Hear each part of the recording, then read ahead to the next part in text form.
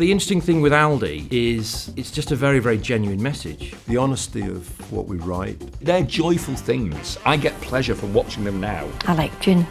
They're beautifully crafted. They make me laugh. We need to reward the viewer. We need to give them something in return for the time that they're giving. Fancy a pint? Go on then. Trying to always be original or do what the other brands aren't doing. So first and foremost, we need to try and attack this idea of quality head on. So their products are as good, but they are a lot cheaper to buy. But the UK public, being what they are, decided, oh no, that's not for me. How do we ultimately get Aldi good enough for special occasions? In Kevin, we have something which just makes us stand out. Kevin's done it. He's lived a life. He's lived a life that many carrots would aspire to, I suspect. It's now entrenched in the British grocery landscape. Aldi should be almost like the great democratiser. Thank goodness we're not number one. I think if we were number one, we'd have to behave in a very different way.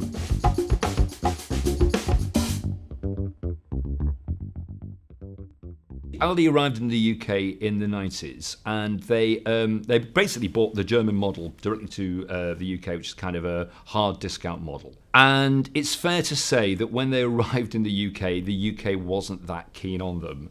So they were in a tricky situation by 2010. After 20 years, they'd managed to open 450 stores, but they still only had a bit less than 2% of the UK grocery market. The main big four, as we call them, Tesco, Sainsbury's, Morrison's, Asda, they were pretty dismissive of Aldi. Walking into an Aldi is an entirely different experience from walking into a Tesco or a Sainsbury's. And to a large extent, that remains so today. But it was probably even more extreme back in the 90s. So you had a much smaller footprint. You had two things which immediately made the difference, which was one, you couldn't see any brands that you recognised, which was a point of confusion instantly. And then you saw some brands that you really did not recognise, but in some instances may have had a vague resemblance to the brands that you bought every day. There is a learned view in the UK, which is you get what you pay for. So if it's cheaper than that product, then this product's not going to be as good. It's a very, very simple equation. They really became pigeonholed by the UK public as a store for poor people, basically. Poor products, poor quality, and for people who have no money. And even in 2008, in the recession, which really hurt a lot of people, and there was still a massive reluctance to shop at Aldi. So we had a quality perception issue, brand perception issue. And then within that, if you did go in the store, if you did pluck up the courage to go in, then it looked like a really limited range. So those were the key issues, really. So first and foremost, we need to try and attack this idea of quality head on. We need to convince people that actually you can have your cake and eat it, Aldi. You can have great prices, but you can have great quality as well. If we were going to really turn this brand around, we had a big task to do. So we probably should set ourselves quite ambitious targets. And we thought, well, 2010, wouldn't it be brilliant if by the end of the decade we were maybe not one of the big four, but we were kind of like, on their tails. We were number 5. So that was a big ask. So we had to drive frequency. We had to persuade shoppers to move from it simply being a place that you went to very occasionally for a top-up to somewhere you started to frequent on a weekly basis. But we also had to persuade people to put more product in their basket. It wasn't enough to just buy a tin of beans and a jar of jam. We had to get people into the mindset of thinking that they were going to go to Aldi for the all-important weekly shop. So we would have to get more people in, we'd have to get people buying more things, and we'd have to get them spending more money with us. So, the old adage of retail, you need more people to buy more things more often. That's how retailers grow. So we have a process called a truth to meaning, which we use where we sort of dig into a brand's problem, and we found a quote from Karl Albrecht, which we really liked, which basically said something like, at Aldi, we don't think about how much we can charge. We think about what's the lowest price we can sell something for. The truth of Aldi is what they do is they minimise the cost of selling it to you, the distribution, the store, the lighting, the staff, so that when you pay, you're actually getting the best quality for the price that you can. And we really like this idea. That quotation and that analysis of that quotation, I think, started to make the difference, because it really started to point to what was different about Aldi and how we might need to express it. And we came up with this idea of, well, what if we sort of celebrated our difference? What if we actually were sort of lovably disruptive in the market? And we came up with this sort of mantra called "Be the Pirates, not the Navy." So actually always be a bit disruptive, always be a bit sort of cage rattling, but always do it with a kind of smile on your face. The solution here is for us to be Aldi. The solution is to embrace the fact that Aldi's different. Aldi is not like anybody else, and it does have smaller stores. It doesn't have brands. It sells its own label products. But all of this is designed to make sure that you get the best product at the best possible price. So the first stage that we wanted to do was we have to convince people on the quality of product. And the way that we kind of envisioned the conversation was two people in a pub. One of our protagonists was kind of saying to the other one, "Why on earth do you shop at Aldi?" And the response he or she got was, "Because it's like a brand, only cheaper." And that perfectly articulates what we're actually trying to say. We thought, well, could we do something with that? Because what we're then saying is, we like brands and you like brands, and we like them so much that we don't, but look at the price difference. Look at the fact that Aldi's is half price. So we're just going to put that out there. The code of advertising was actually switched on its head. So instead of knocking the competition, we actually said, this is very good, but this is very good. And we left the viewer to make up their own mind, but we then wrapped that in humour, which was a developing tone of voice, which I think was clearly a little bit self-deprecating. We didn't take ourselves too seriously. In fact, when we started off, we thought we'd better not show the thing we're comparing with. So in true Blue Peter fashion, we used to stick little bits of tape on and turn the backs to the camera. And we did all these test films, and we used to just try things out with people dipping a chip in some sauce, trying this one, trying that one, and just letting things sort of happen. And actually, when we were talking to Clearcast, they were saying, well, if you're going to compare with something, people have got to see what you're comparing with. So suddenly the gaffer tape came off and you turned the thing round and you thought, well, this is good. I didn't know we were allowed to do that. We had a lady called Jean from the Northeast who did the famous ad, I don't like tea, but I like gin. I buy this tea for my husband. He likes tea. He also likes this one. I don't like tea. I like gin. We didn't want to do any trickery with effects or drop stuff in afterwards.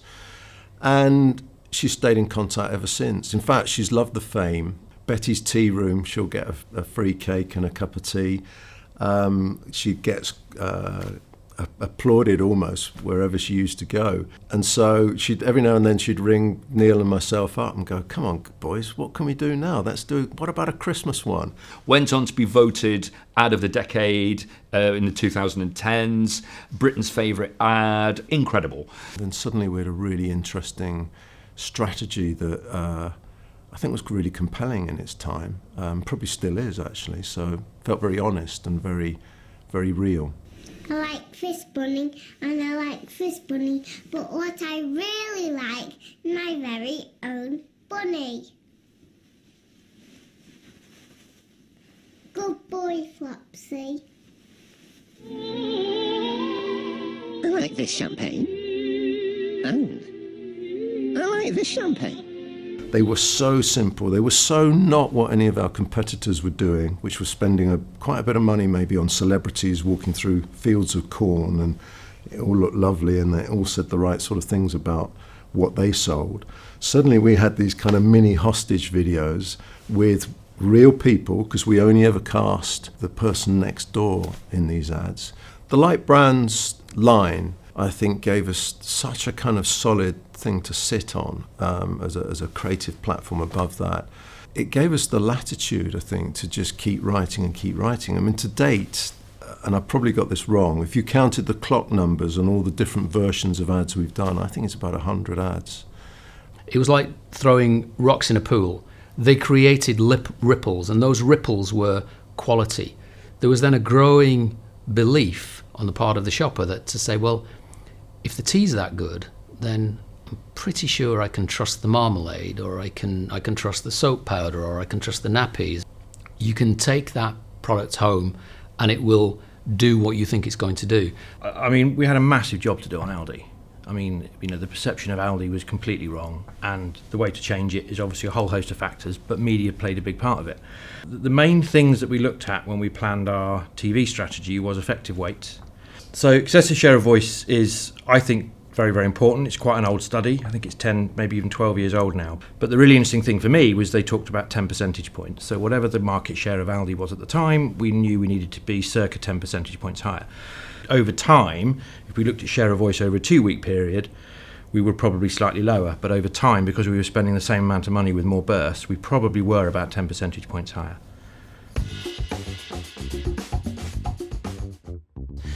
So as we moved to this next phase of campaign development, where we were trying to persuade the shopper to do that bigger shop, we went straight to the families.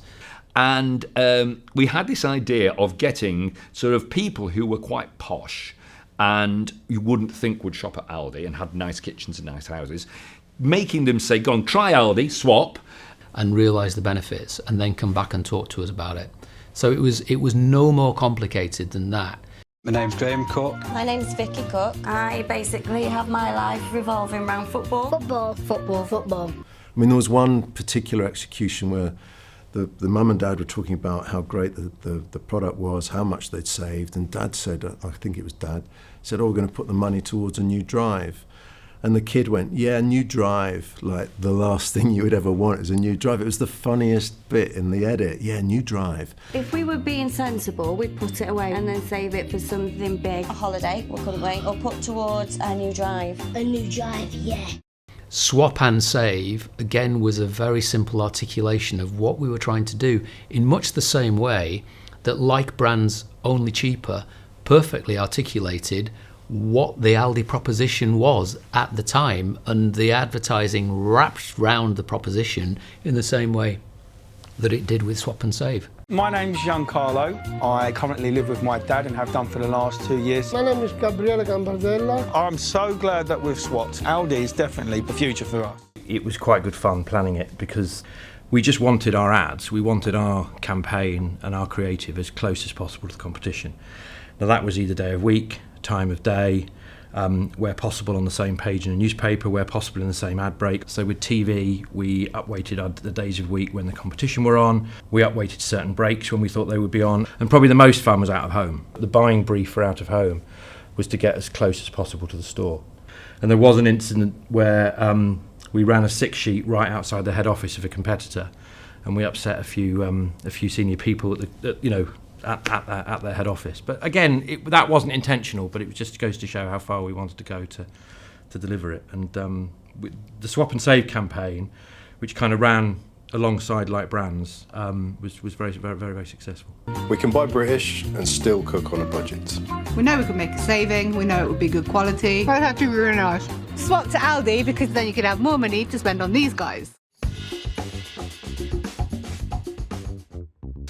So then, phase 3, we really then wanted to tackle this misconception that Aldi's produce was either a bit sort of second division or it was a bit dubious where it came from. And again, there was a fantastic truth in there that Aldi source huge amounts of its fruit and veg, very much from British suppliers and very reputable British suppliers. So we thought, well, what if we took something that was iconically British and sponsored it, but also would have a kind of link to healthy eating. So they had this idea of sponsoring Team GB. And we believe in Team GB. That's why we're backing our athletes all the way to Rio. We wish them every success. We knew that we could then use them to actually promote our fruit and veg offers. Show that their great nutrition, their good eating habits coming from, let's say, Aldi produce is getting them to achieve their very best. And that seems like a really interesting kind of territory to look at. You might not be a Team GB athlete like Lois here, but you can still dive into this week's amazing Aldi Super 6 offers. So we built this sort of concept of almost like the team behind the team.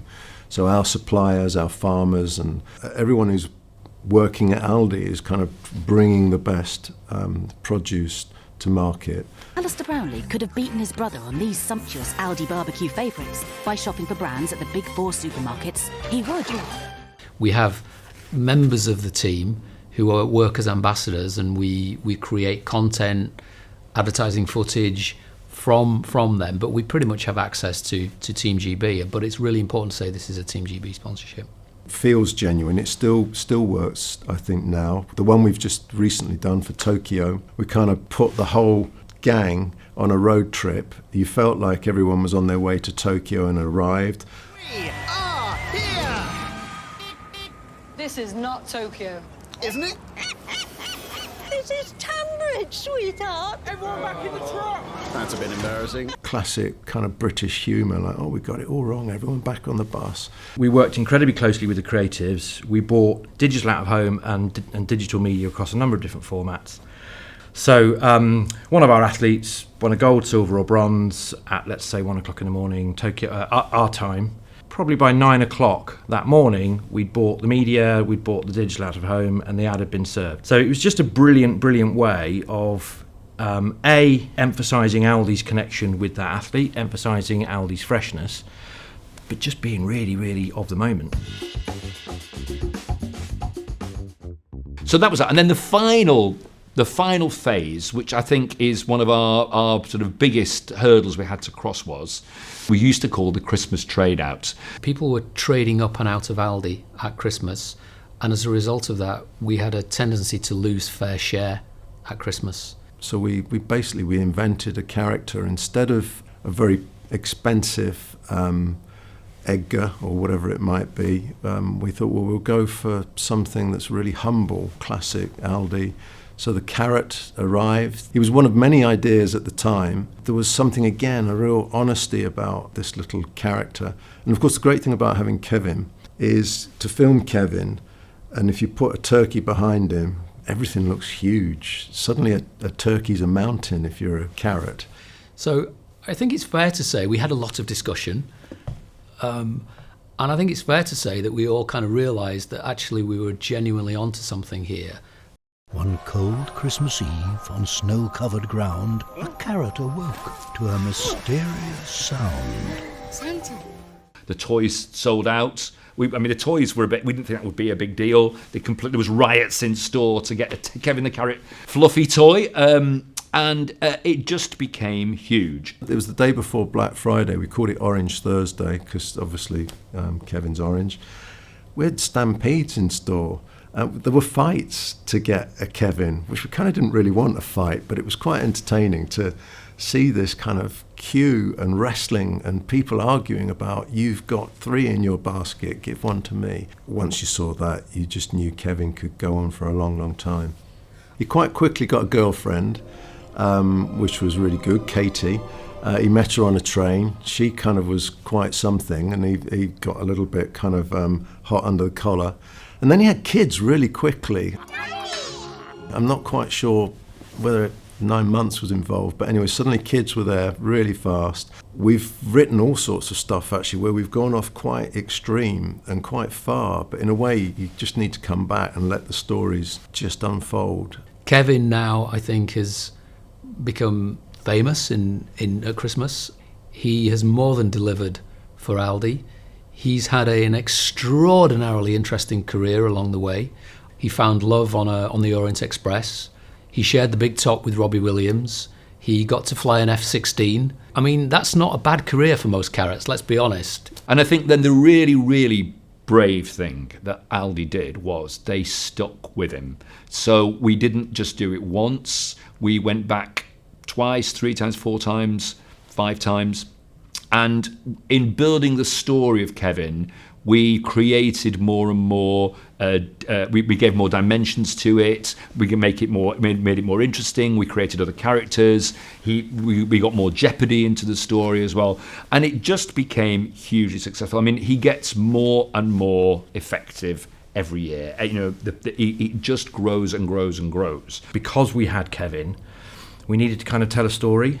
And certainly we had a big launch ad. So I think from memory, I think it was 90 seconds. We then had a cut down, and then we had a number of individual product ads, and we then came back in with another part to the story.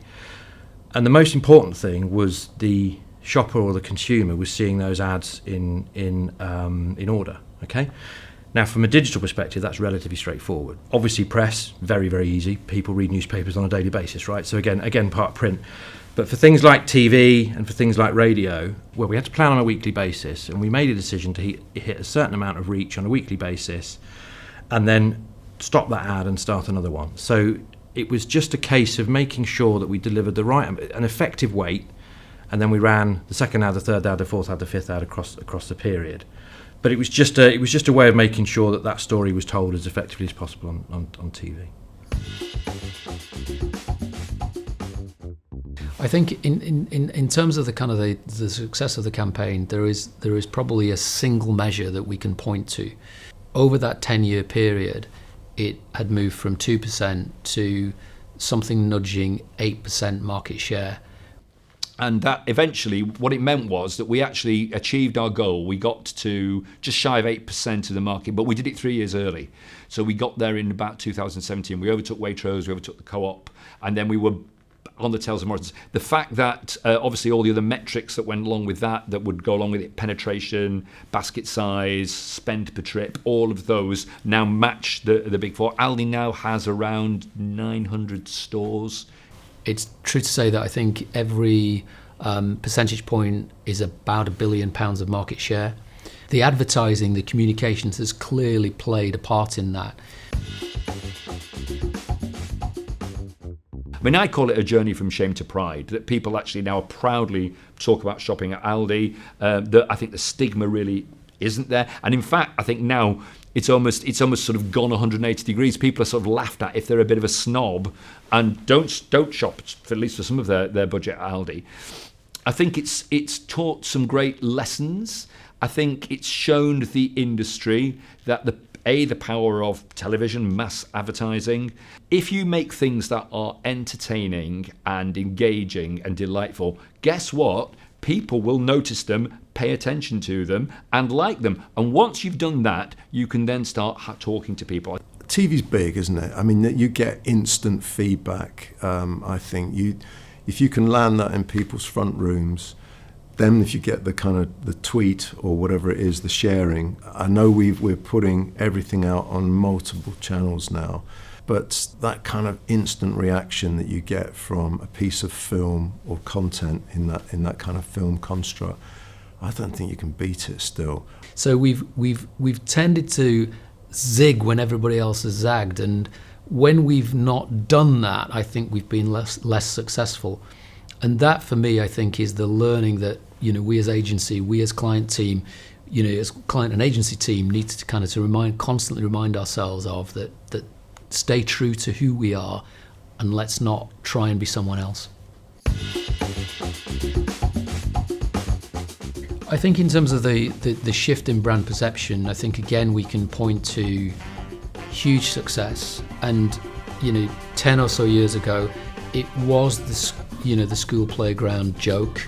That perception now has completely changed. One of the great things about this case is it really shows that you can create a growth partnership between client, Aldi, and agency if you work in a truly collaborative way. There is a degree of creative freedom. The client is incredibly trusting from the beginning of the journey to where we're at now, and we all work as a team. So I suppose the creative as a voice is the thing that stands out from what everyone else is doing, which is a lovely place to be from a creative's point of view. You're always challenging, you're always pushing, you're always trying to do what the others can't do. It just works really, really well. And long may that continue, I think. Genuinely, you know, it's just great. I mean, I know I've said it already, but it's just great to be able to wander over to the creative director and just go for a cup of tea and chew the fat. It's how it should be done.